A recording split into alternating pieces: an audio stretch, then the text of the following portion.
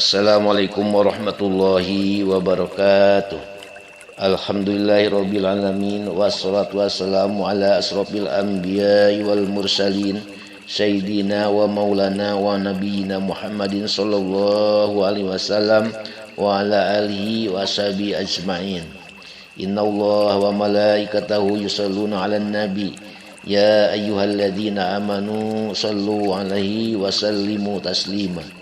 Allahumma sholli ala sayyidina Muhammad wa ala Muhammad wa barik wa sallim ajma'in. Rabbi shrah li sadri wa yassir li amri wa hlul 'uqdatam min lisani yafqahu qawli. Amma ba'du. Hadirin hadirat muslimin muslimat rahimakumullah. Mari kita dengarkan dan simak kajian renungan ini dengan judul Wanita yang tidak taat pada suaminya. Hadirin hadirat muslimin muslimat rahimakumullah. Diriwayatkan oleh Sayyidina Abu Bakar radhiyallahu anhu bahwa Rasulullah sallallahu alaihi wasallam bersabda, ayyuma imra'atin adabat zawjaha bilisaniha fahiya fi lanatillahi wa sakhatihi wa lanatil malaikati wan nasi ajma'in. Perempuan manapun yang menyiksa mengganggu suaminya dengan lidahnya, ia dibenci dan dilaknat oleh Allah, oleh malaikat-malaikatnya dan oleh manusia semuanya. Hadirin hadirat muslimin muslimat rahimakumullah. Diriwayatkan lagi oleh Sayyidina Utsman bin Affan radhiyallahu anhu bahwa Rasulullah sallallahu alaihi wasallam bersabda, ma min imra'atin qalat li zawjiha ma ra'aitu minka khairan illa ahbatallahu amalaha sab'ina sanatan walau kanat tasumun nahara wa taqumul lail.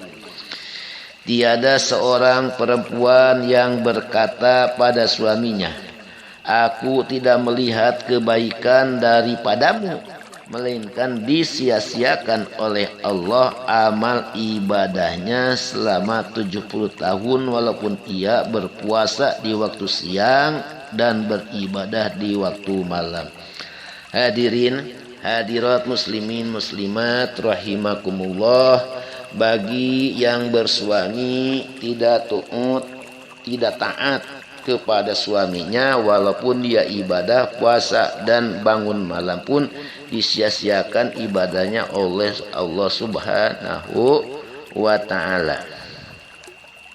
Diriwayatkan lagi oleh Abdurrahman bin Auf bahwa Rasulullah sallallahu alaihi wasallam bersabda, ayyuma imra'atin adkhalat ala zawjihal ghamma fi amrin nafaqati au kallafathu ma la yutiquhu la yaqbalullahu minha syirfau wala adla. Perempuan manapun yang menyebabkan susah dan sedih bagi suaminya sehubungan dengan urusan nafkah atau memaksakan sesuatu di luar kekuatannya, tidak akan diterima oleh Allah amal usahanya maupun tebusannya. Hadirin hadirat muslimin muslimat rahimakumullah.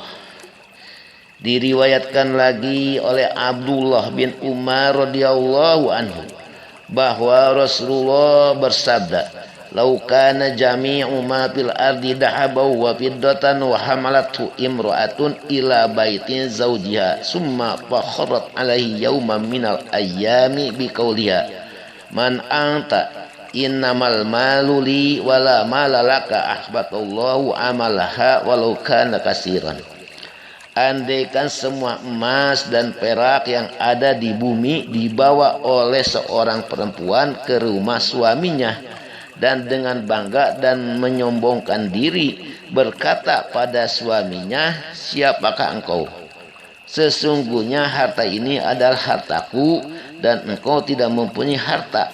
Maka Allah akan menyia-nyiakan amal si istri tadi walaupun banyak amalnya.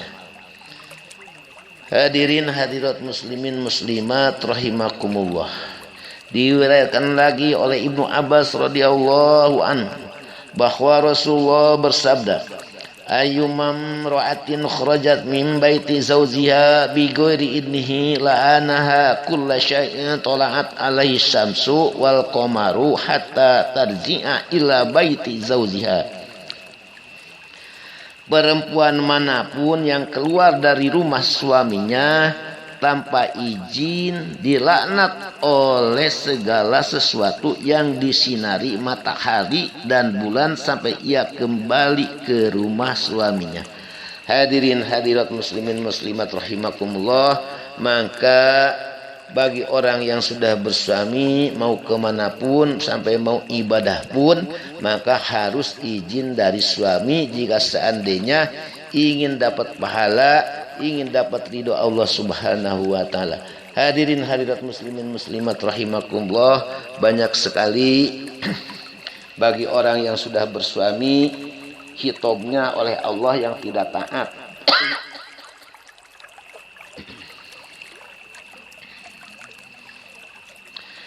Maka diriwayatkan bahwa Salman Al-Faris berkata, datanglah suatu waktu Siti Fatimah radhiyallahu anhu mengunjungi Rasulullah dengan wajah pucat dan air mata bercucuran. Kenapa dan gerangan apa yang mengganggu perasaanmu, hei anakku? Tanya Rasulullah Shallallahu Alaihi Wasallam pada Fatimah. Siti Fatimah menjawab begini, ya Rasulullah, abaku, aku terjadilah semalam sewaktu Ali dan aku lagi bergurau dan bercakap-cakap bahwa dari mulutku telah terselip sepatah kata yang membuat ia marah. Maka menyesal dan bersedih aku dan mencoba berusaha menghilangkan amarahnya Ali dengan merayu dan mengelilinginya 72 kali sampai aku melihat ia sudah meridoi dan ketawa di mukaku. Tapi walaupun ia sudah ridho dan hilang marahnya, aku masih tetap takut pada Allah karena kelakuanku itu. Hei anakku, bersabda Rasulullah pada anaknya, demi Allah yang telah mengutusku sebagai nabi, andai kata engkau mati sebelum diridhoi oleh Ali suamimu, tidaklah aku akan menyembahyangi mayatmu. Tidaklah engkau ketahui hal anakku, bahwasanya ridho suami adalah ridho Tuhan, ridho Allah, dan marahnya suami adalah marahnya Allah, marahnya Tuhan. Hei anakku, perempuan manapun yang beribadah seperti ibadahnya Siti Maryam binti Imran tetapi tidak diridhai oleh suaminya, tidak akan diterima ibadahmu oleh Allah Subhanahu wa taala. Hei anakku, sebaik-baiknya amal perbuatan wanita ialah mentaati suaminya, dan sesudah itu tidak ada pekerjaan lebih afdal bagi wanita daripada duduk, menenun, menjahit. Hei anakku, sejam duduk menjahit, menenun adalah lebih baik bagi wanita yang sudah bersuami daripada beribadah setahun, dan Allah akan mencatat bagi mereka pahala seorang syahid untuk tiap-tiap jenis pakaian yang dirajut, ditenun dan dijahit. Hei anakku, orang perempuan yang merajut menenun untuk pakaian suaminya dan anak-anaknya diwajibkan ia masuk surga dan diberi oleh Allah kota di surga untuk tiap orang yang memakai pakaian dari hasil kerjanya. Hadirin hadirat muslimin muslimat rahimakumullah, semoga kajian ini dan renungan ini ada manfaatnya bagi yang menyimak dan mendengarkan. Hadirin hadirat muslimin muslimat rahimakumullah, mudah-mudahan kita diberi hidayah dan taufik oleh Allah Subhanahu wa taala dan ada dalam ridho Allah Subhanahu wa taala. Semoga dosa-dosa kita diampuni oleh Allah Subhanahu wa taala, dan semoga setiap harinya kita diberi rezeki yang halal-halal untuk ibadah pada Allah Subhanahu wa taala, dibukakan pintu usaha, dilancarkan ekonomi kita. senantiasa kita selamat dari musibah dan ajab yang Allah turunkan, dan kita dilindungi, dan mudah-mudahan kita nanti di yaumil qiyamah dapat syafaatan Nabi Muhammad sallallahu alaihi wasallam. Mohon maaf atas segala kesalahan dan kekurangannya. Semoga Allah mengampuninya dan yang mendengar, menyimak, memaafkannya. Wabillahi taufiq wal hidayah. Assalamualaikum warahmatullahi wabarakatuh.